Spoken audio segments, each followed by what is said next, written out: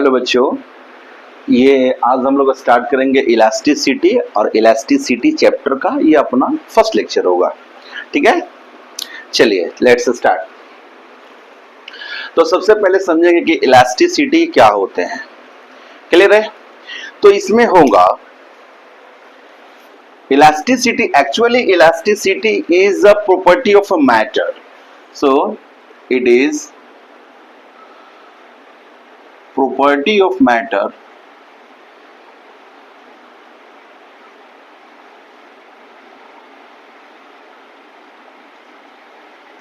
by virtue of which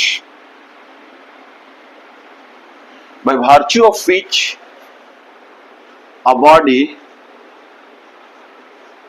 tends to regain its shape or size after removal of deforming force.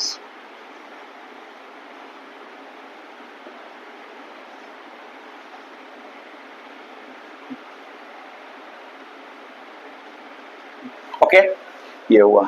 तो elasticity बच्चों क्या होंगे? It is the property of matter by virtue of which a body tends to regain its shape or size after removal of deforming force. तो deforming forces क्या होंगे देखेंगे। ये deforming force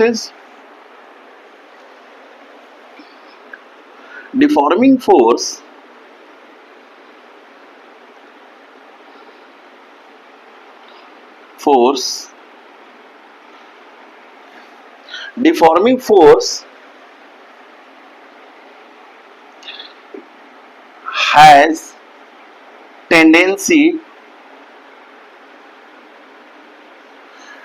force has tendency to change the shape, the size or shape of a body.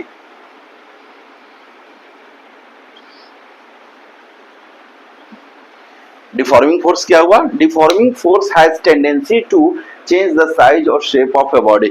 या हम ये भी कह सकते हैं deforming force is the force which tries to change the size और shape of a body.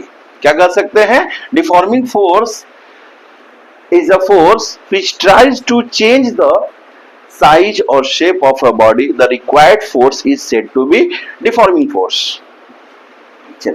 Okay, चलो अब बच्चों ये तो इलास्टिक अपना इलास्टिसिटी में लोग एक होते हैं क्या परफेक्ट इलास्टिसिटी, यानी उसको हम बोल सकते हैं परफेक्टली इलास्टिसिटी बॉडी क्या हुआ। तो परफेक्टली इलास्टिसिटी बॉडी बोलेंगे हम ऐसे। परफेक्टली इलास्टिसिटी बॉडी में क्या कहेंगे? A body regain its original shape or size after removal of deforming forces is known as perfectly elastic body. चलो ये हुआ। और perfectly elastic body as example is quartz। तो बोल सकते हैं a body which regain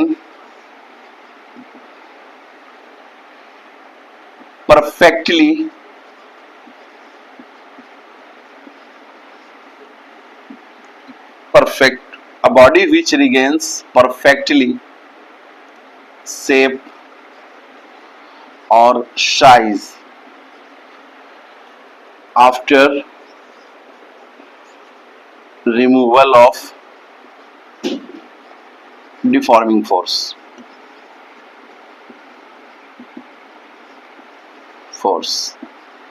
क्या लिखेंगे हम लोग? A body which regains perfectly shape और साइज, या हम बोल सकते a body which regain its perfectly original shape और size after removal of deforming force. As for example इसमें हो जाएंगे एग्जाम्पल क्वार्ज, क्वार्ज। क्लियर? चलो अब ये एक होता है, इसी में हम लोग देखेंगे बच्चों की रिजिड बॉडी क्या हुआ, रिजिड बॉडी क्या हुआ। तो रिजिड में देखेंगे a body is said to be rigid, a body is said to be rigid if okay, if its relative position of its constituents particles, a body is said to be rigid if its relative position of its constituent particle remains unchanged, remains unchanged on the applying of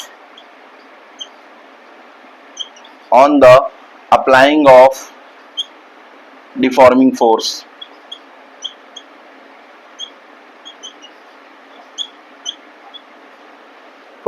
क्या बोला हमने? A body is said to be rigid if its relative position of its constituent particles remains unchanged on the applying of deforming forces. यानी किसी भी, ये मान लो अपने पास एक मार्कर है, अगर हम इसमें डिफॉर्मिंग फोर्सेस अप्लाई करते हैं तो ये क्या हुआ, इसमें कोई चेंजेस नहीं हो रहा है, ठीक है ना, इसके कंस्टिट्यूट पार्टिकल्स में कोई चेंजेस नहीं हो रहा, वो बिल्कुल वैसा ही है, तो ऐसे बॉडी को हम रिजिड कहेंगे। बट एक्चुअली में देखा जाए तो actually there is no any rigid body, actually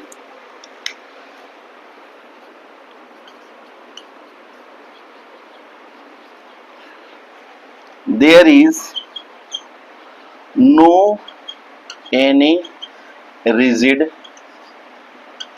body, actually there is no any rigid body. Clear?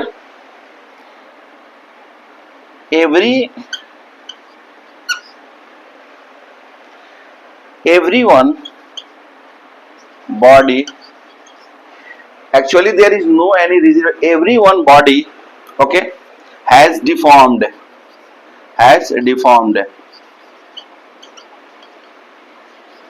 more or less on the application of suitable forces.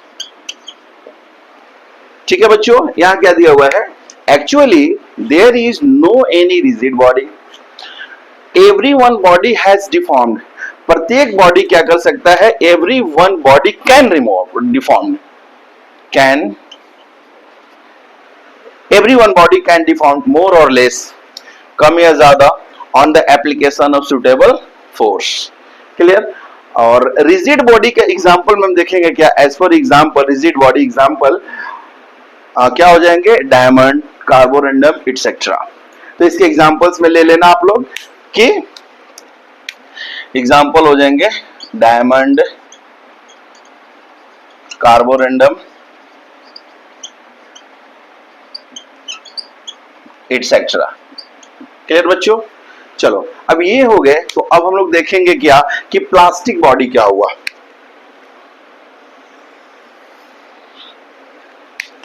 तो देखो plastic body, plastic body, plastic body does not, the plastic body does not have tendency to regain its shape or size after removing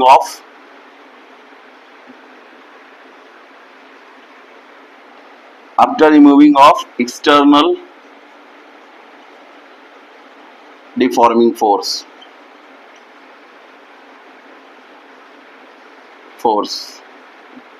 ठीक है।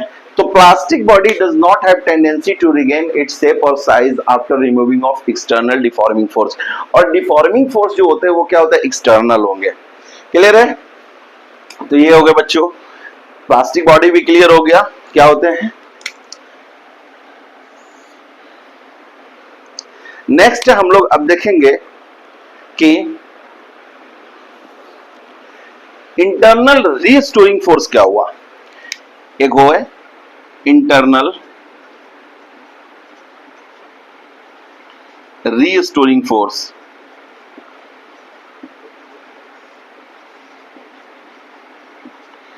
एक term है internal restoring force. Clear? तो इसमें हो जाएंगे when external force is applied on any substance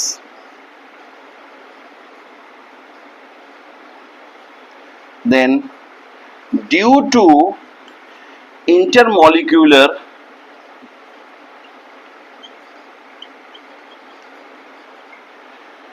when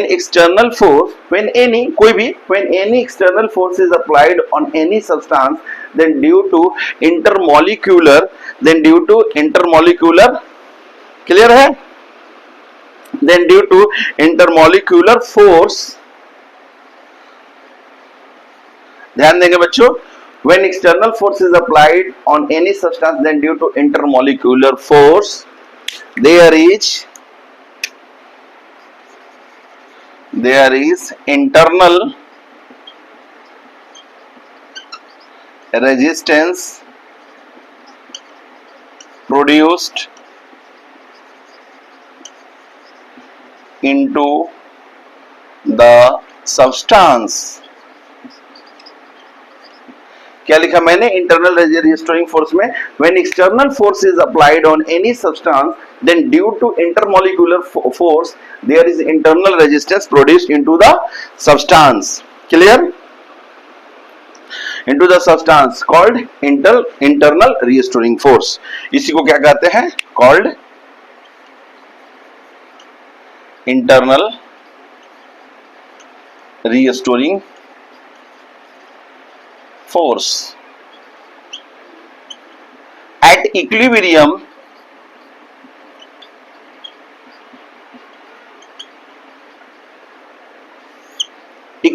पे बच्चों क्या होंगे, at equilibrium numerical value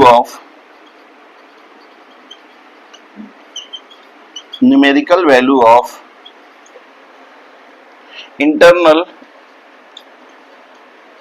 restoring force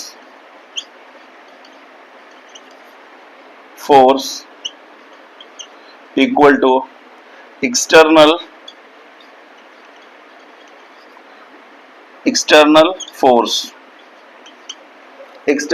force।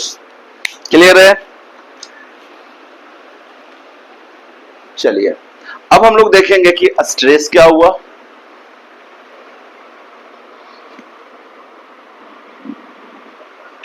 चलो बच्चों अब देखेंगे हम लोग स्ट्रेस क्या हुआ। ठीक है, तो stress is a tensor quantity, देखेंगे कैसे ये टेंसर हो रहा है। And stress can be defined as the internal restoring force acting per unit area of cross section. तो देखें स्ट्रेस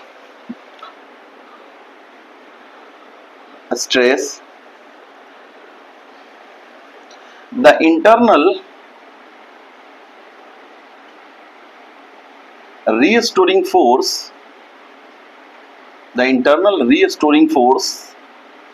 जस्ट हम लोग देखे हैं, the internal restoring force acting per unit area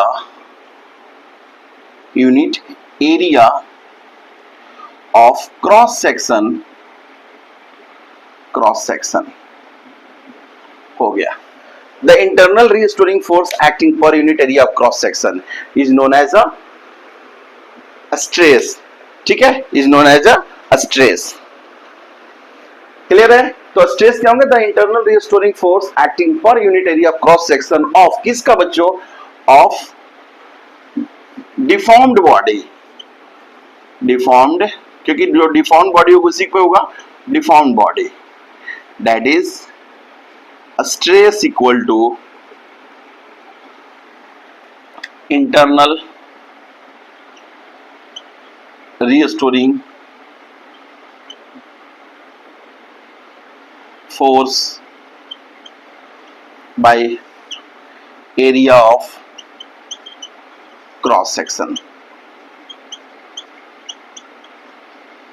clear है? ये स्ट्रेस होंगे। और स्ट्रेस कैसी क्वांटिटी है? Stress is a tensor quantity, tensor quantity.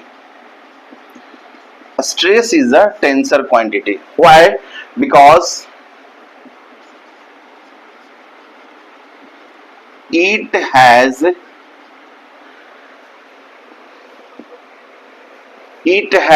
direction in the direction of force, because it has direction,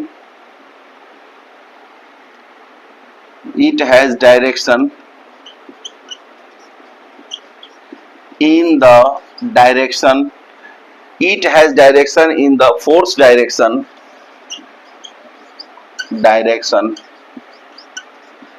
as well as direction of area of cross section. Clear है? यानी इनके पास जो होंगे स्ट्रेस का जो डायरेक्शन होगा वो किस में होगा? फोर्स डायरेक्शन में भी होगा, और कौन सा होगा? एरिया क्रॉस सेक्शन के डायरेक्शन में होगा। इसीलिए इसको हम क्या बोलते हैं? Tensor quantity. तो stress is a tensor quantity. Clear? अब बच्चों देखेंगे हम लोग कि टाइप्स ऑफ स्ट्रेस, कितने तरह के स्ट्रेस होते हैं। क्लियर? टाइप्स ऑफ स्ट्रेस, तो basically there are 3 types of stress.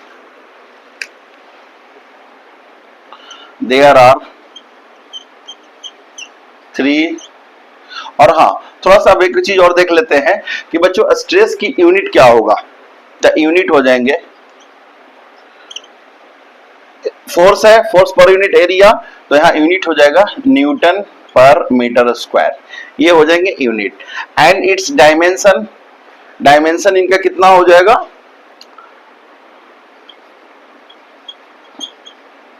Dimension हो जाएंगे एम एल, तो यहाँ M T power -2 L inverse हो जाएंगे, इनका ये डायमेंशन होगा। क्यों होगा?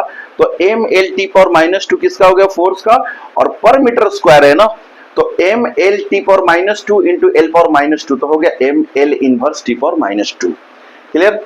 Now stress has 3 types.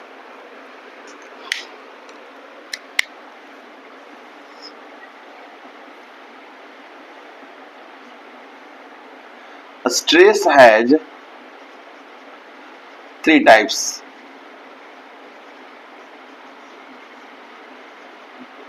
First हो जाएंगे लॉन्गिट्यूडनल स्ट्रेस। पहला होगा बच्चों लॉन्गिट्यूडनल स्ट्रेस। पहला हो जाएंगे लॉन्गिट्यूडनल स्ट्रेस। और लॉन्गिट्यूडनल स्ट्रेस क्या हुआ? लॉन्गिट्यूडनल स्ट्रेस को हम देखेंगे, पहला हो जाएंगे when stress is normal to the surface of a body. Longitudinal stress में होगा when stress is normal to the surface of a body. Longitudinal stress में क्या होगा? When stress is normal to the surface of body. यानी ये सब चीजों को देखेंगे, आगे न्यूमेरिकल भी आएगा, न्यूमेरिकल भी देखेंगे कि when stress is normal to the surface of a body, इसे हम कहेंगे longitudinal stress. Clear? And longitudinal stress भी कितने तरह के? तो दो तरह के। तो there are two types of longitudinal stress।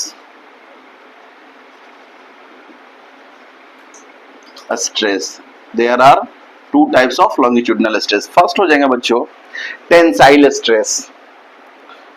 Tensile stress, tensile stress, tensile stress क्या हुआ? Tensile stress longitudinal stress produced due to increase in length of a body। Tensile stress क्या हो जाएंगे? तो longitudinal stress produce due to increase in length of a body. तो चलिए एक figure draw करते हैं।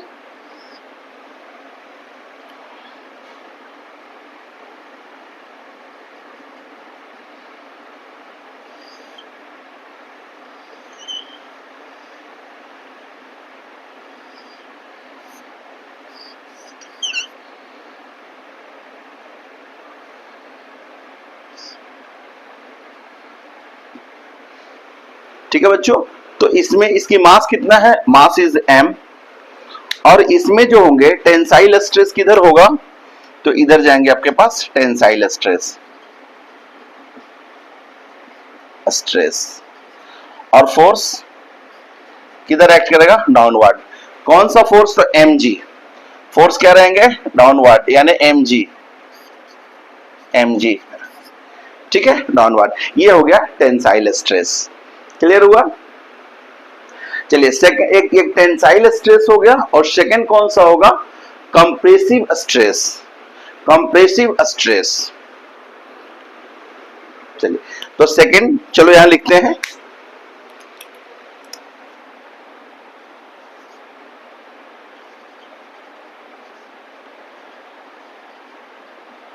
Compressive stress. कंप्रेसिव स्ट्रेस में बच्चों लिखोगे आप लॉन्गिट्यूडनल स्ट्रेस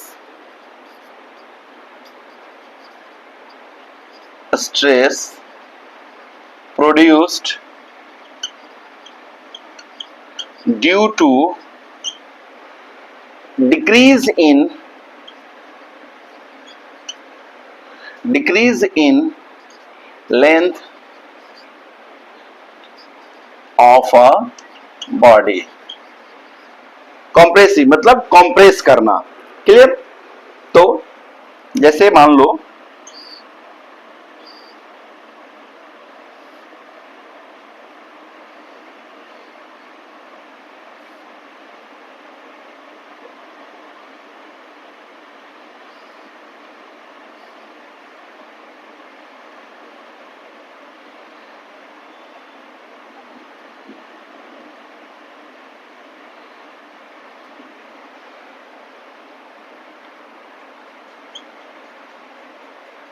यहां बच्चों हमने फोर्स अप्लाई किया F। On applying force apply कर रहे हैं, तो यहां पे ये कितना चेंजेस हो गया? DL। मान लीजिए ये DL कितना चेंजेस हुआ? DL घट गया। ठीक है, ये DL हो गया। और इस पर जो है कंप्रेसिव स्ट्रेस क्या हुआ? ये हुआ कंप्रेसिव स्ट्रेस। कंप्रेसिव स्ट्रेस, इसे हम कहेंगे कंप्रेसिव स्ट्रेस। ठीक है, ये अपवर्ड। और ये फोर्स का डायरेक्शन क्या था इस पर? क्लियर है? चलिए, तो ये था, ये तो हम लोग अभी लॉन्गिट्यूडनल स्ट्रेस देखे। नेक्स्ट अब इसमें देखेंगे वॉल्यूम स्ट्रेस क्या हुआ, फिर टेंजेंशियल स्ट्रेस क्या हुआ।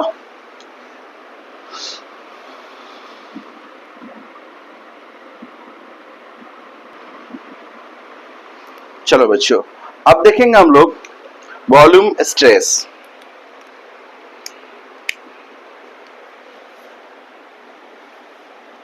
Second, volume stress. तो वॉल्यूम स्ट्रेस क्या होंगे देखते हैं। Equal normal forces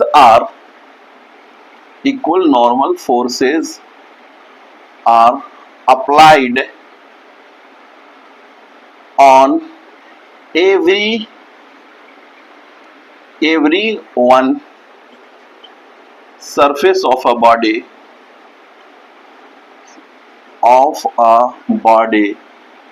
then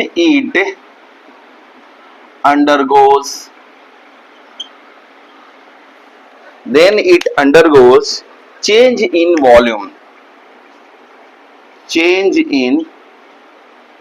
volume. Okay, the force which opposes the force which opposing change in volume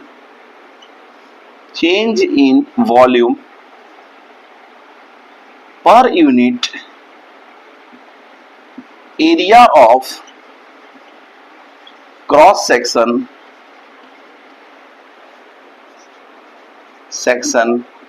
known as volume stress. इसी को बच्चों हम वॉल्यूम स्ट्रेस कहते हैं। क्या लिखा हुआ है?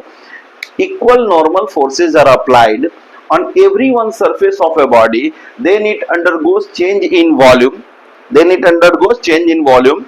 The force opposing the change in volume per unit area of cross sections known as volume stress. And third, tangential stress.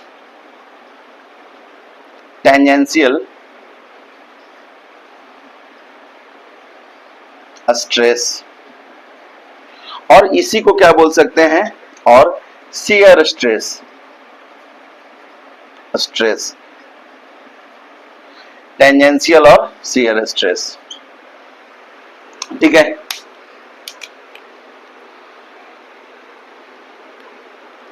Tangential और शियर स्ट्रेस। तो इसमें बच्चों लिखेंगे when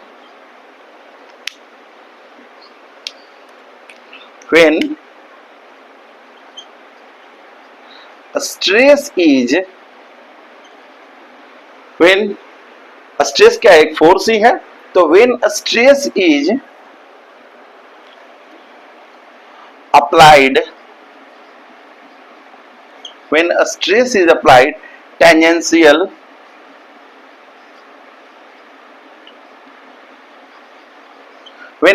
is applied tangentially or parallel to the surface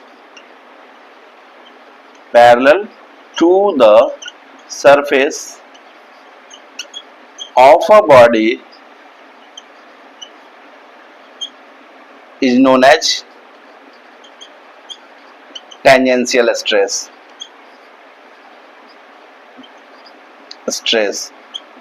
और इसी को बच्चों कहेंगे शियर स्ट्रेस भी। क्लियर है? तो जैसे मान लो ये रहा आपका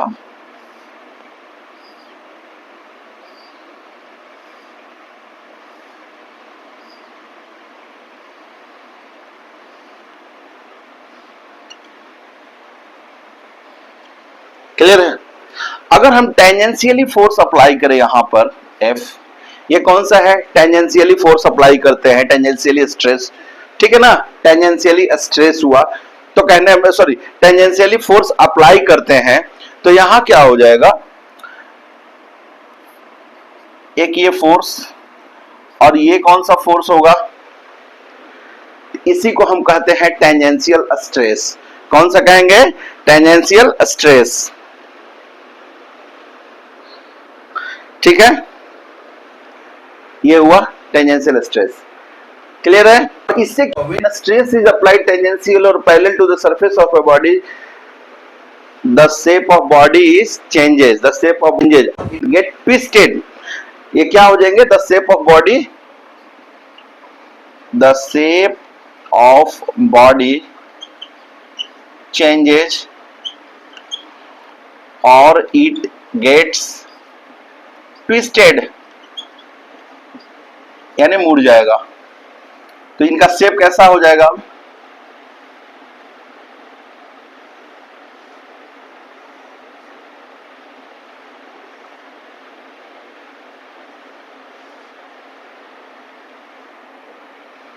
सॉरी,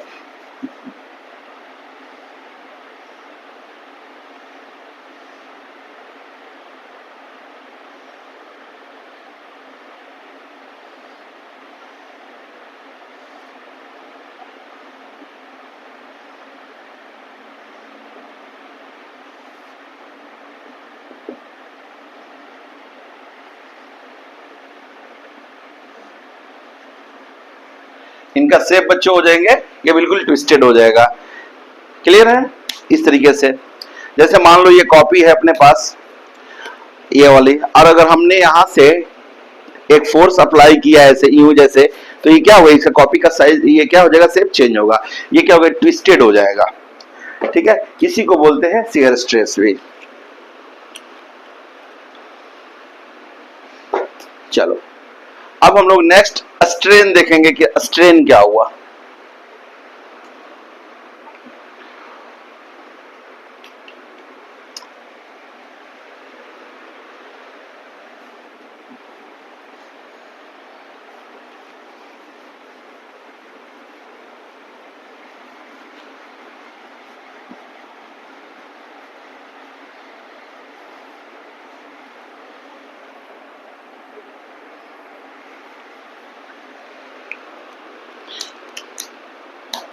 चलो बच्चों, स्ट्रेन।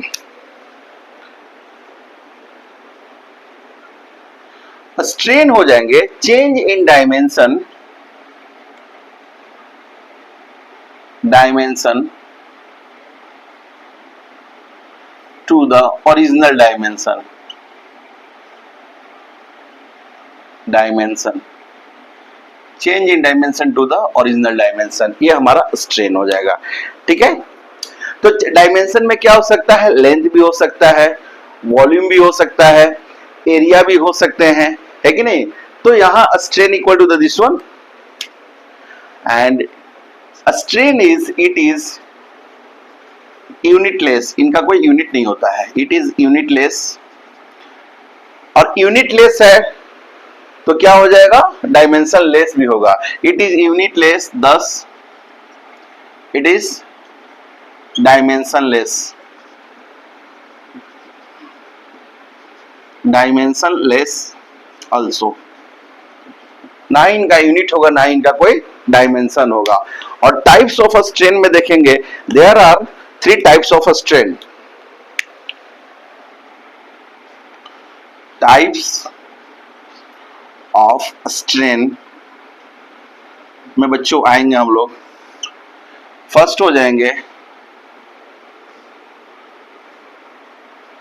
पहला लॉन्गिट्यूडनल स्ट्रेन। कौन सा होगा? पहला longitudinal strain.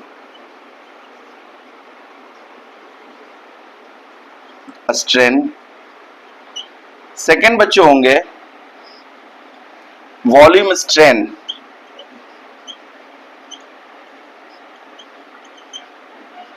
And third is the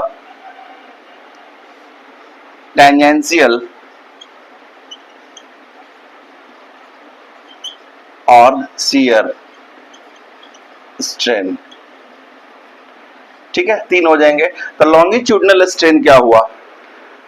longitudinal strain, तो इसमें हम लोग क्या करेंगे? लॉन्गिट्यूडनल स्ट्रेन यानी linear strain in the direction of force. हम ये भी कह सकते हैं लॉन्गिट्यूडनल स्ट्रेन को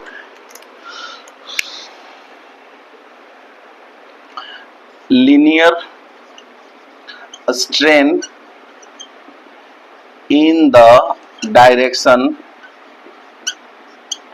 of force.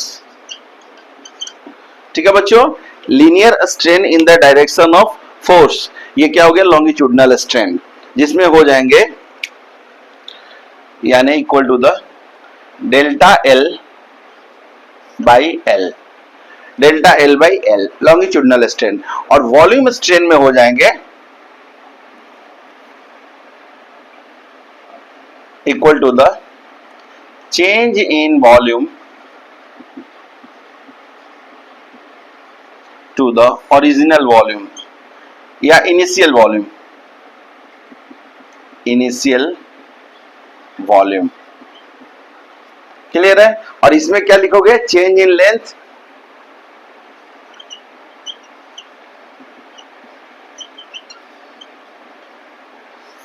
To the initial length of a body, initial length of body. Clear है? नेक्स्ट टेंजेंट शियर स्ट्रेन होगा,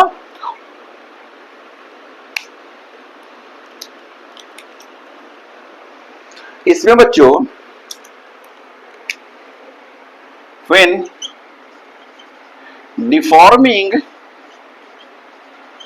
deforming force, डिफॉर्मिंग यानी डिफॉर्मिंग क्या हुआ, एक्सटर्नल, व्हेन एक्सटर्नल भी कर सकते हो, और डिफॉर्मिंग क्या हुआ, जो कि चेंजेस कर दे उनके शेप और साइज को। तो when external deforming force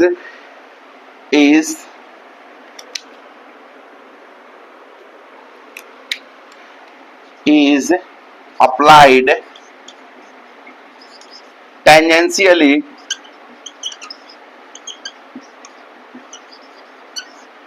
or parallel to the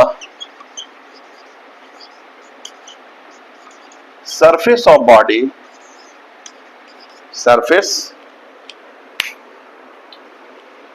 parallel to the surface of body, तो क्या होगा, then it gets twisted, then it get twisted, ये मुड़ जाएगा। तो when deforming force is applied tangentially or parallel to the surface of a body, then it gets twisted। Clear है? shear strain tangential strain में, और इनका भी हो जाएगा जैसे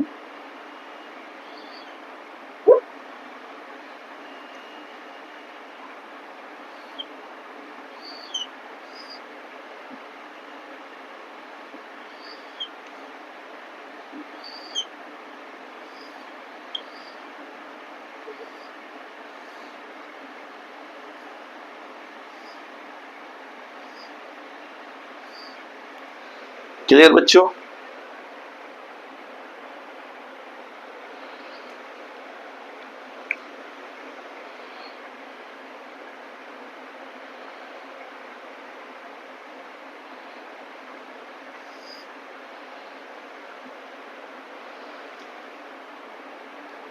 when F is applied tangential strain,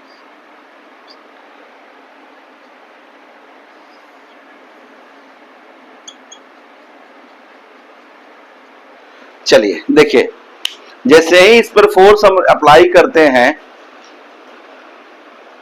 तो इनके शेप में क्या हो जाएंगे, चेंजेज हो जाएगा। क्या बच्चों होंगे, चेंजेज होंगे। तो देखेंगे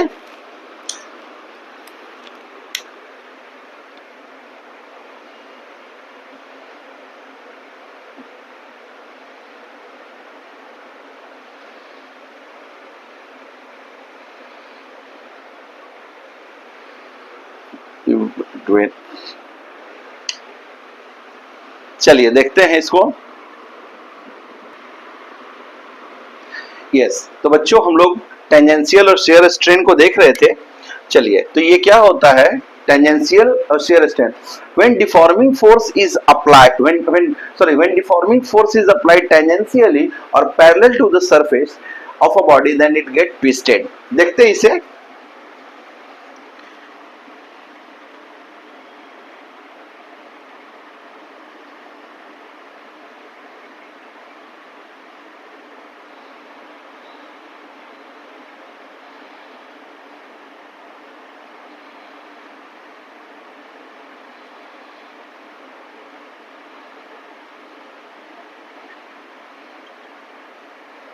क्लियर बच्चों?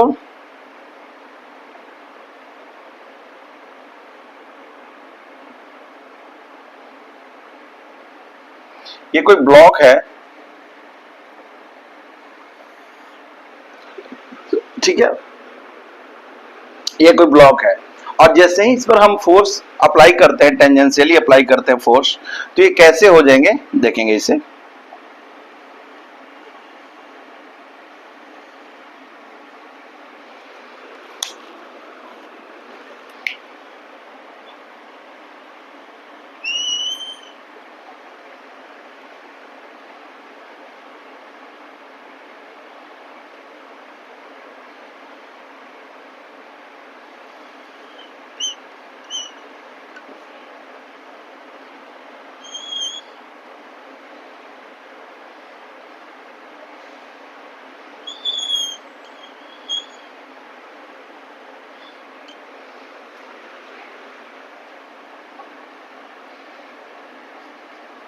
डिफॉर्मिंग फोर्स,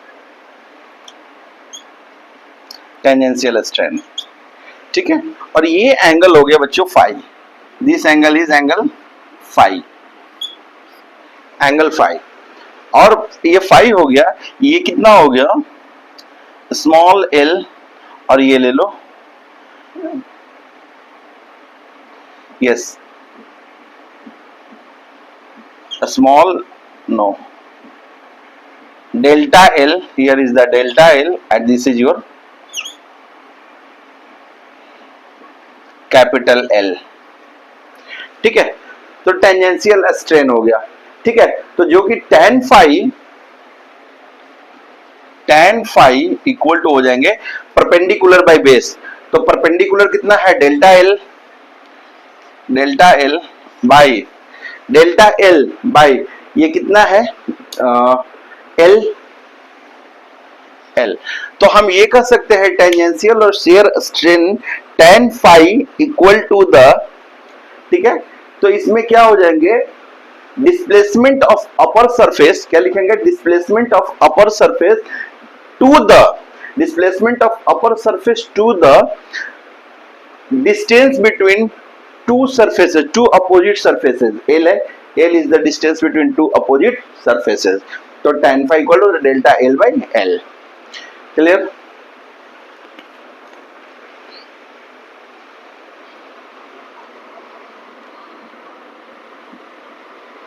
नेक्स्ट हम लोग देखेंगे पॉइसन्स रेशियो, पॉइसन्स रेशियो क्या होंगे,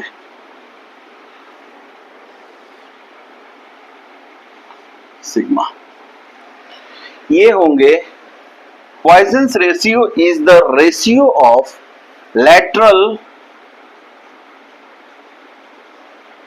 strain to the longitudinal strain, longitudinal strain, ये होगा बच्चों पॉइसन्स रेशियो क्या है, lateral strain to the longitudinal strain. तो सबसे पहले समझेंगे कि लॉन्गिट्यूडनल स्ट्रेन क्या हुआ और लेटरल स्ट्रेन क्या हुआ। Lateral strain linear strain in the direction of force is known as longitudinal strain, longitudinal strain, clear? and इसमें होगा lateral strain में while in the direction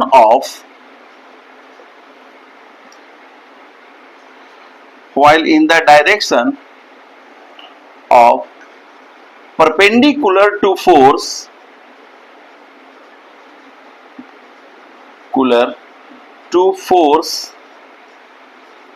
known as lateral strain,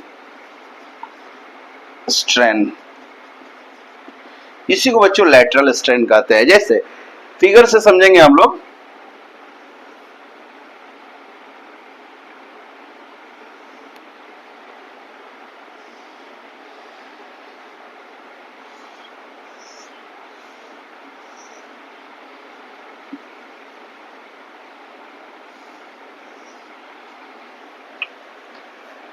इनका जो डायमीटर हो जाएगा D, D is the diameter and its length is L is the length। ठीक है। अब now on applying deforming force, इस पर अगर डिफॉर्मिंग फोर्स अप्लाई करेंगे then it becomes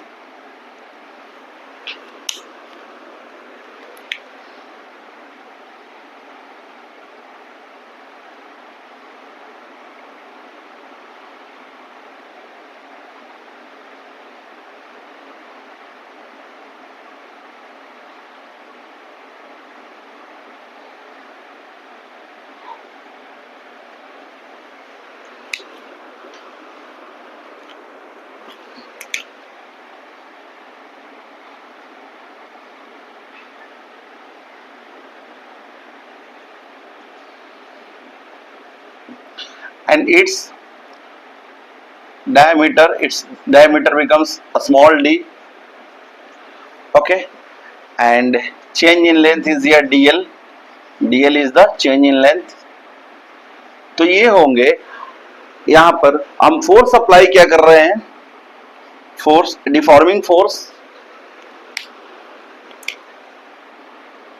deforming force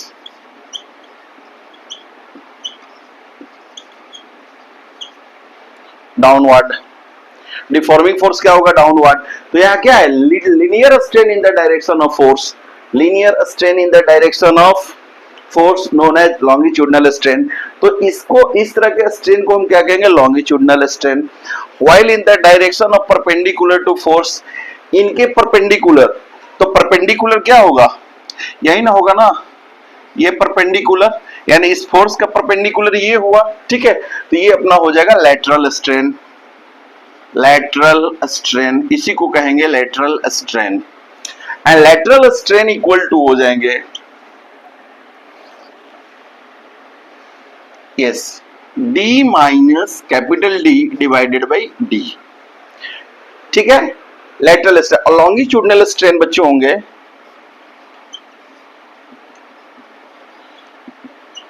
strain equal to the dl by l, dl by l, and it becomes lateral strain becomes कितना होगा, negative, क्योंकि स्मॉल डी क्या है, छोटी डी है, ये डी क्या है, छोटी है, small D is smaller than capital D, ये हो जाएंगे, ठीक है। तो ये पॉइजन्स रेशियो होंगे, क्लियर। चलिए, और इससे रिलेटेड अब कुछ क्वेश्चंस देखते हैं।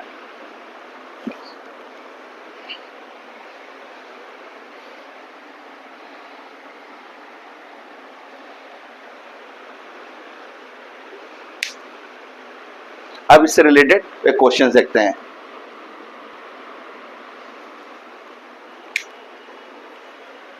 चलिए question,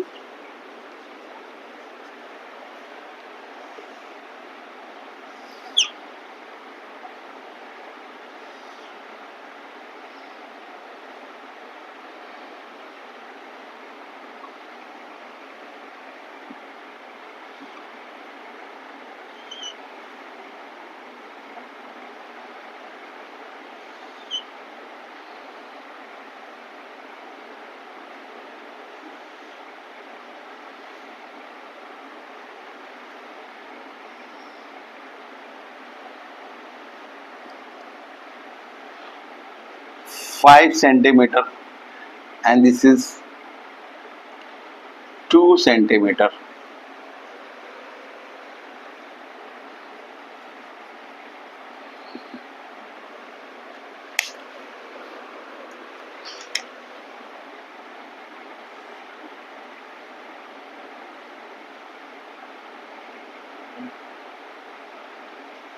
30 degree 100 Newton.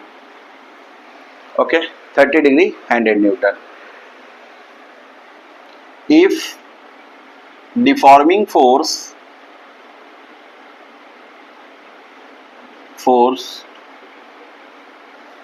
on block is 100 Newton, if deforming force on block is 100 Newton at an angle 30 degree to the surface, then find tangential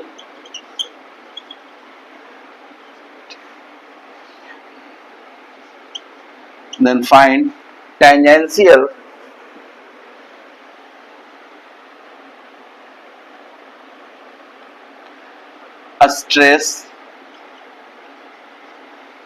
Find tangential stress and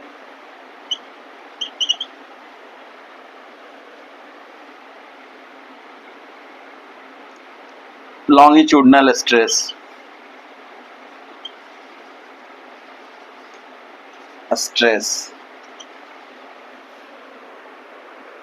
चलिए ये क्वेश्चन है बच्चों, इसको हम लोग थोड़ा सॉल्व करेंगे. अब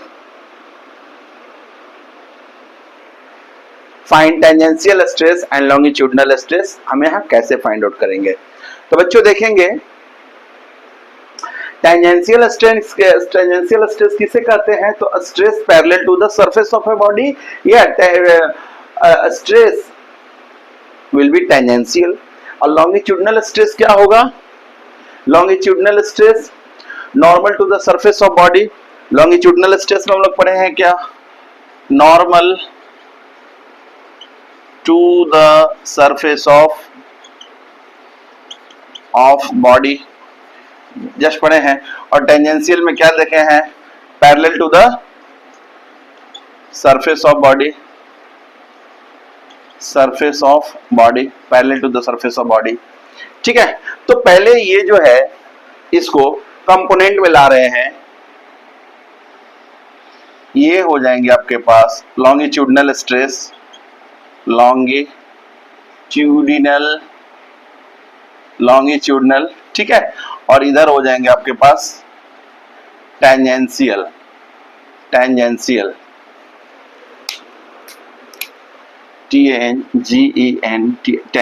हो जाएंगे. ये क्लियर है. तो बच्चों ये बताओ लॉन्गिट्यूडिनल स्ट्रेस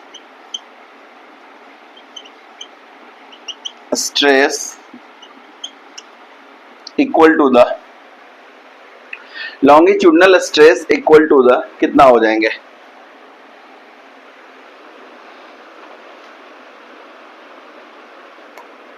चलिए यहां सेंटीमीटर नहीं मीटर ले लो. सेंटीमीटर भी नो प्रॉब्लम, मीटर ही करते हैं, ऐसा यूनिट रहेंगे.